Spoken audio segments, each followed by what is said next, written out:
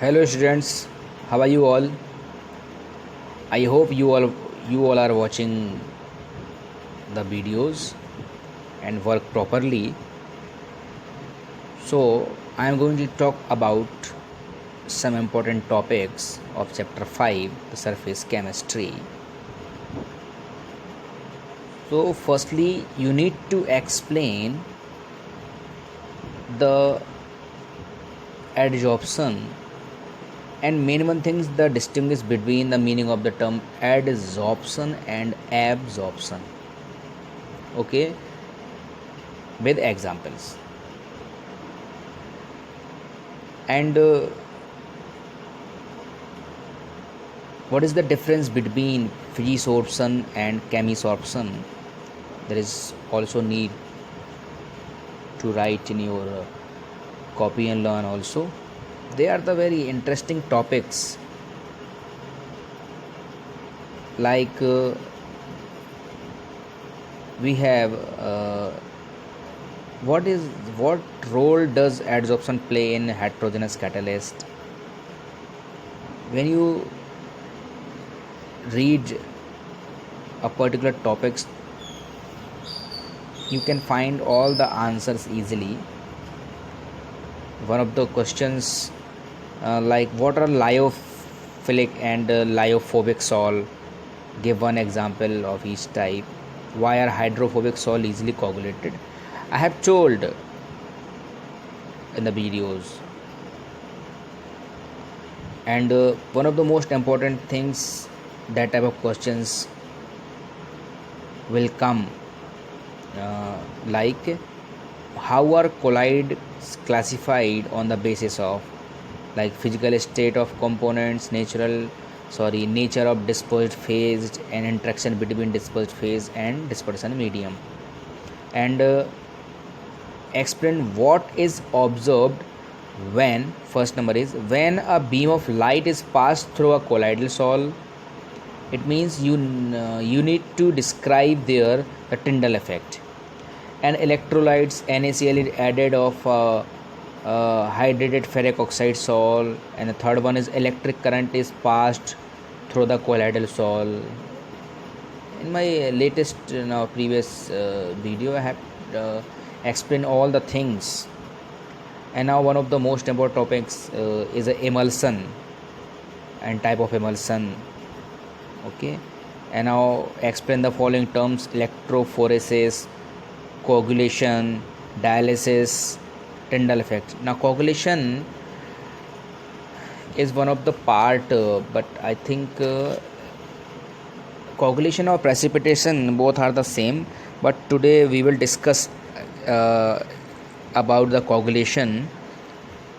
So now the stability of the lyophobic sol is due to the presence of charge on colloidal particles.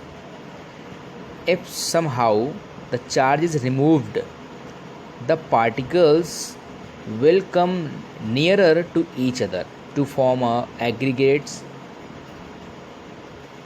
or coagulate and settle down under force of gravity. So in short, the process of setting or settling of colloidal particles is called coagulation or precipitation in the sol. Means it's like a sedimentation, but it's a different process of sedimentation, but there is a different process, but it is nearly same. When the heavy particles are there in any solutions, they settle down at the bottom, same as the coagulations. And in the coagulations there are the sols. When we give the charge, they are settled down, colloidal particles settling down.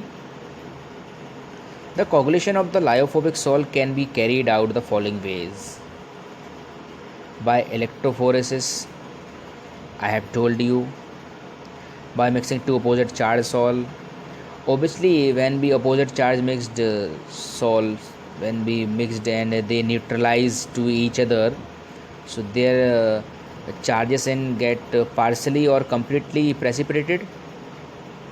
Like when we mix the acid and base, they get neutral and make a salt. The same process are here. When mixing of hydrated ferric oxide and arsenic sulfide, ferric oxide is a positively charged sol and arsenic sulfide is a negatively charged sol, bring them to the precipitated forms. This type of coagulation is called mutual coagulations. By boiling, it is the very simplest and they are the same. Have you seen a number of times, have you observed when you boil a water and keep it for some times, what have you observed? The tiny whitish color powdered form are settled down on the boiler, same as the in our colloidal solutions. When we boil, when a soil is boiled, the adsorption layer is disturbed due to the increased collision on the molecules of dispersion medium. So this reduces the charge on the particles and ultimately leads to settling down in the form of precipitation. In the persistence of dialysis, I have told about the dialysis and electrolytes, a number of ways or the coagulations. There is need to be know about the coagulations, so I have explained.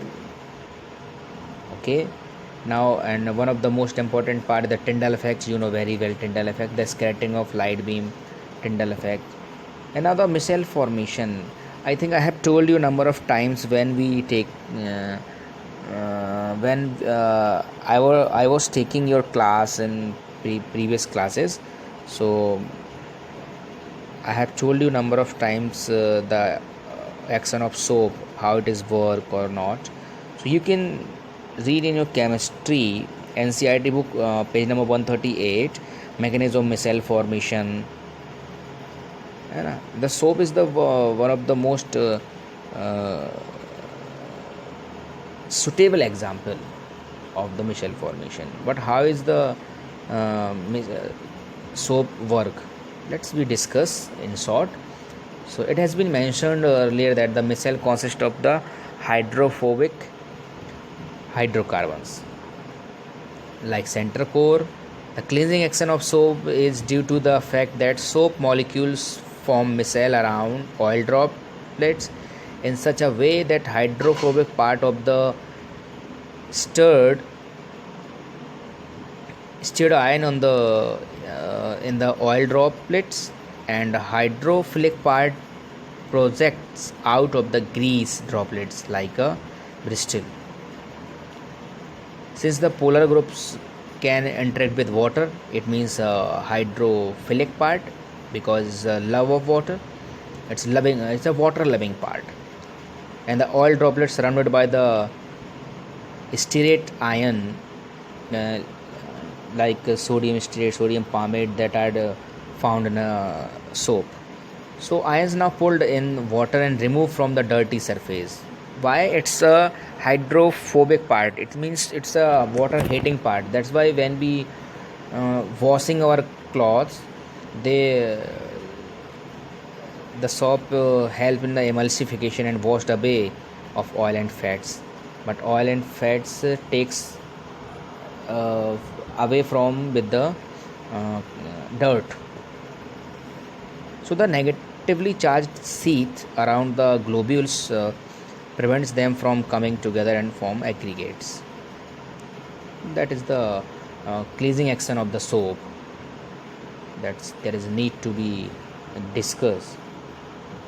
Okay, the mechanism of micelle formation, you can read. Micelle is an example of, I have told you number of times in the soap of sodium potassium salt and higher fatty acids and may be represented are RCOO, means sodium stearate, and sodium palmate, that are present in our washing powders, and they are the major components. R represent for the alkyl